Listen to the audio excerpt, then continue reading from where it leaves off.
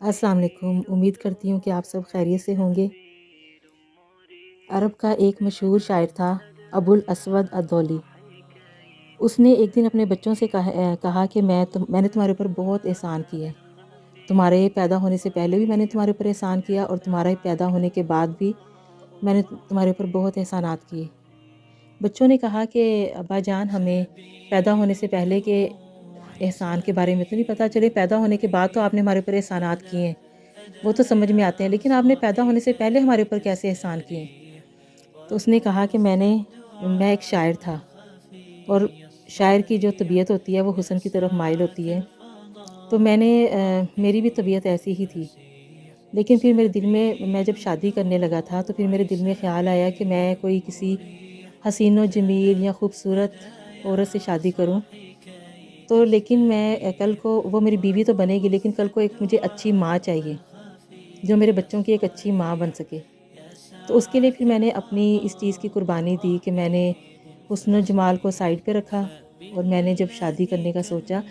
تو میں نے نیک سیرت اور نیک صالح بیوی کا انتخاب کیا، بجائے اس کے کہ میں کوئی خوبصورت لڑکی تلاش کرتا، تو میں نے خوبصورت لڑکی تلاش کی۔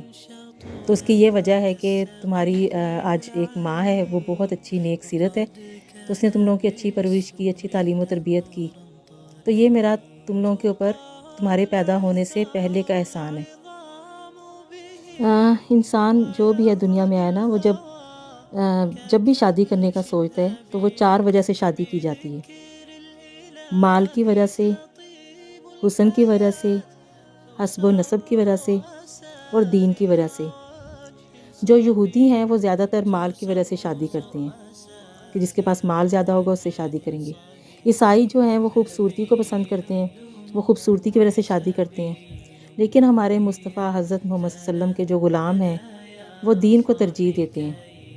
جب وہ شادی کرنے کا سوچتے ہیں، ارادہ کرتے ہیں، تو وہ سب سے پہلے یہ دیکھتے ہیں کہ دیندار ہو، کیونکہ اس نے ہماری صرف ایک بیوی نہیں بننا، کل کو ایک اس نے اچھی ماں بننا ہے۔ حضور پاک صلی اللہ علیہ وسلم نے فرمایا ہے کہ جب بھی کوئی نیک یا دیندار انسان نکاح کا پیغام بھیجے تو اس کو فوراً قبول کرو، اس کو انکار نہ کرو۔ پھر حضور پاک صلی اللہ علیہ وسلم فرماتے ہیں کہ جو نکاح ہے وہ میری سنت ہے۔ نکاح حضور پاک صلی اللہ علیہ وسلم کی سنت ہے، اور جب انسان نکاح کرتا ہے کوئی انسان، تو شیطان واویلا کرتا ہے، اور وہ چیختا ہے، چلاتا ہے، وہ کہتا ہے کہ اس بندے نے اپنا آدھا دین میرے سے بچا لیا، یعنی کہ اس بندے نے اپنا آدھے دین کو محفوظ کر لیا، اسے اپنے آدھا دین بچا لیا، کیونکہ شیطان کا کام ہے انسان کو پھانسنا۔ وہ ریشمی جال پھینکتا ہے، انسان کو اس میں پھانستا ہے، لیکن جب انسان نکاح کر لیتا ہے تو وہ بہت سی برائیوں سے، خامیوں سے بچ جاتا ہے، جس کی وجہ سے شیطان کو بہت افسردہ ہوتا ہے، اور وہ بڑا وہ ہو جاتا ہے کہ میں نے تو اس بندے کو بھی برائی کی طرف لے کے جانا تھا، لیکن اس نے نکاح کر کے اپنے آدھے دین کی حفاظت کر لی، اس کو محفوظ کر لیا۔ جو نکاح ہے نا، یہ بہت آسان ہے، شادی بھی بہت آسان ہے، نکاح بھی بہت آسان ہے، لیکن جو ہمارا معاشرہ ہے نا، اس نے آج کل نکاح کو، شادی کو بہت مشکل بنا دی ہے۔ تو اس مشکل کی وجہ سے نا لوگ اب بدی کی طرف زیادہ بڑھ رہے ہیں، برائی کی طرف زیادہ جا رہے ہیں، حالانکہ بالکل جس شادی میں جتنی سادگی سے شادی کی جائے تو اتنا ہی زیادہ اللہ تعالیٰ کی رحمت اور برکت نازل ہوتی ہے، اور انسان شادی کا یعنی کہ کوئی گناہ سے، بدی سے بچنا چاہے تو وہ شادی کا سوچے بھی، لیکن اس سے پہلے وہ ہزار ان خرچوں کے بارے میں سوچے گا کہ وہ میرے پاس ہوں تو پھر میں شادی کے بارے میں سوچوں۔ تو نکاح کو شادی کو ہم نے بہت مشکل بنا دی ہے، حالانکہ یہ تو بہت آسان ہے۔ حضور صلی اللہ علیہ وسلم کے دور میں ایسا نہیں تھا، وہاں پر بہت سادگی سے، تبھی وہاں اس زمانے میں ہر کوئی گناہ سے، بدی سے بچ جاتا تھا، اس لیے کہ وہ بہت ہی سادگی سے اور اللہ کی رحمتوں برکتوں کے ساتھ وہ نکاح ہو جاتا تھا۔ لیکن آج کل جو ہمارا معاشرہ ہے، اس میں ہمیں شادی سے پہلے کمیٹیاں ڈالنی پڑتی ہیں، بہت سا پیسہ جمع کرنا پڑتا ہے۔ تقریباً ایک باپ ہے، اس نے اپنی بیٹی کی شادی کرنی ہے تو اس کی ساری عمر اسی چیز میں گزر جاتی ہے، وہ بوڑھے ہونے تک اپنی بیٹی کا جہیز ہی جوڑتا رہتا ہے، اور وہ بیٹے کی شادی کرنی ہو یا بیٹی کی شادی کرنی ہو تو اس کے لیے وہ انتھک محنت کر کے اپنی پوری جوانی برباد کر کے لگا دیتے۔ اور یہی ہوتا ہے کہ اتنے نہ، وہ کہتے ہیں نا اتنے پیسے ہوں اور نہ ہی یہ شادی ہو سکے، تو ہم نے خود اس کو مشکل بنا دی ہے۔ تو اسی لیے ہم جتنی شادی سادگی سے ہوگی، اتنی اس میں اللہ تعالیٰ کی رحمتیں اور برکتیں نازل ہوں گی۔ حضور پاک نے تو فرمایا ہے کہ جس شخص نے جس کو اللہ تعالیٰ نے دو بیٹیاں دیں یا اس سے زیادہ دیں، تو انہوں نے اپنی بیٹیوں کی اچھی نیک پرورش کی، ان کی تعلیم و تربیت کی، پڑھایا لکھا، ان کو اچھا انسان بنایا اور اس کے بعد ان کی شادیاں کر دیں، تو وہ اور میں ایسے ہوں گے جنت میں جیسے یہ دو انگلیاں جوڑ کے انہوں نے دکھائیں اور کہا کہ جیسے یہ 2 انگلیاں ملی ہیں اس طرح ہم جنت میں بالکل ساتھ ساتھ ہوں گے۔ تو بیٹیاں بہت پیاری ہوتی ہیں، بیٹے بھی بہت پیارے ہوتے ہیں، تو ان کی اچھی سی تربیت کر کے پھر ان کو اپنے گھر میں رخصت کر کے ان کی شادیاں کی جائیں، تو سادگی سے کی جائیں، تو اللہ تعالیٰ کی رحمتیں برکتیں نازل ہوتی ہیں۔ میری امی جان کی بھی ماشاءاللہ، ہم لوگ 7 بہنیں ہیں، میری امی کی 7 بیٹیاں تھیں۔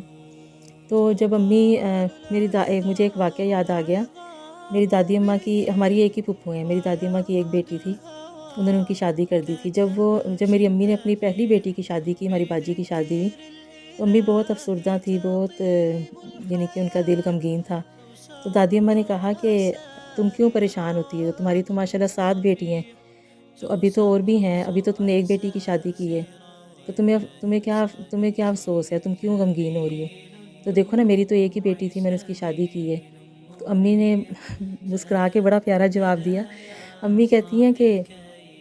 آپ کی تو ایک بیٹی تھی نا، آپ نے اپنے جگر کا صرف ایک ٹکڑا نکال کے دیا ہے، تو آپ ذرا سوچیں، تھوڑا سا تصور کریں کہ میری تو 7 دھیاں نے، تو میں تو 7 جگر دے ٹکڑے کٹ کے دینے نے، تو جدوں میں اپنے جگر دے 7 ٹکڑے کیتے تو میرے کو پیچھے کی بچنا ہے؟ میرا تو جگر خالی ہو جائے گا، میرے کو تو کچھ رہے گا ہی نہیں۔ تسی تے ایک بوٹی کڈ کے دیتی ہے اپنی، تو میں تو 7 بوٹیاں کڈ کے دے رہی نے۔ تو ماں باپ کو بہت پیار ہوتا ہے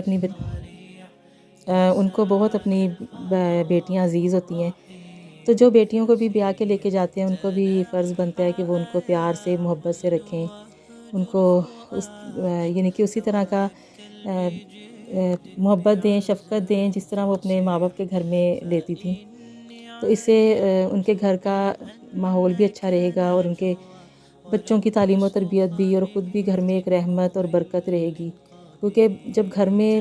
پیار اور محبت ہو تو گھر میں پھر رحمتوں کے شگوفے پھوٹتے ہیں،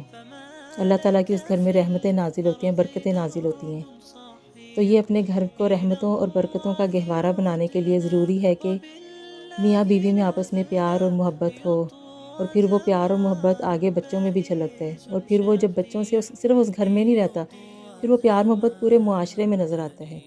اللہ تعالیٰ ہم سب کو دین اسلام پر چلنے کی ہمت دے، توفیق دے، طاقت دے، اور سب گھروں کو اللہ تعالیٰ خوشیوں کا گہوارہ بنائے۔ امید کرتی ہوں کہ آپ کو یہ آج کی اچھی بات اچھی لگی ہوگی۔ اگر آپ کو مزید اچھی باتیں سننی ہو تو لائک کریں، کمنٹس کریں، سبسکرائب کریں۔ انشاءاللہ کل ایک اچھی بات کے ساتھ آپ سے ملیں گے۔ اللہ تعالیٰ آپ کی حامی و ناصر ہو، آپ کی حفاظت فرمائے۔ اللہ حافظ۔